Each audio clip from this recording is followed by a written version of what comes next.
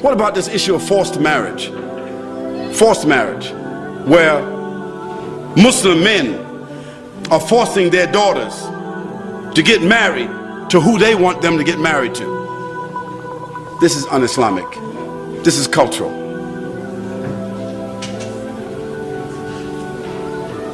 This is cultural.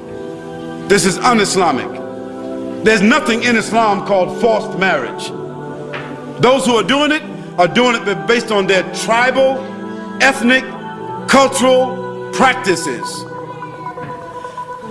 How is a father gonna force his daughter to marry somebody? I mean, she don't even know this guy, but because that's his cousin, or that's the son of his brother, or that's his family, that's somebody, for the guy, they Bangladeshi, so they'll take her to Bangladesh and force her to marry, and then after they get married, give him a card where he can come back.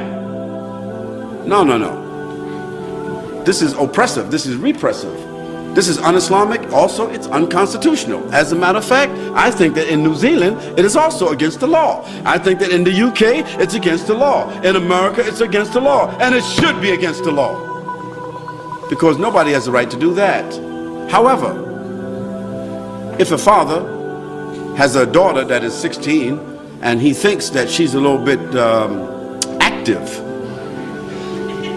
and you know, she's already kind of like looking at boys and boys looking at her, and they interact in SMS messages and blah blah, all that kind of stuff going on, he said, hold it, wait a minute now, I can't, she ain't gonna last in no uni. You know, before she finished the uni, there might be something else going on. So he said, look, I'm gonna make some arrangements right now. So he begins to make an arrangement for his daughter to get married. And he says to her, listen, there's a young man that I met. He's working, I know his family, and I think it would be good for you to marry him. This is not a forced marriage, this is called an arranged marriage. So her parents and his parents arrange for them to be married.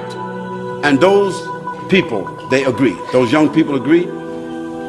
And so the young girl, she goes to live with his parents, or he comes to live with her parents, because they're young, they're still in school. This is called an arranged marriage.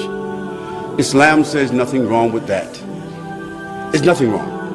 Why? Because the arrangement was done out of the protection of the children and out of the well-being and by the consent and everything of the parents. But Islam says when that girl becomes herself an adult and she don't like that marriage because she couldn't make all the choices, she couldn't look into the whole background, she don't like it. She wake up one day and say, look, this ain't the right guy.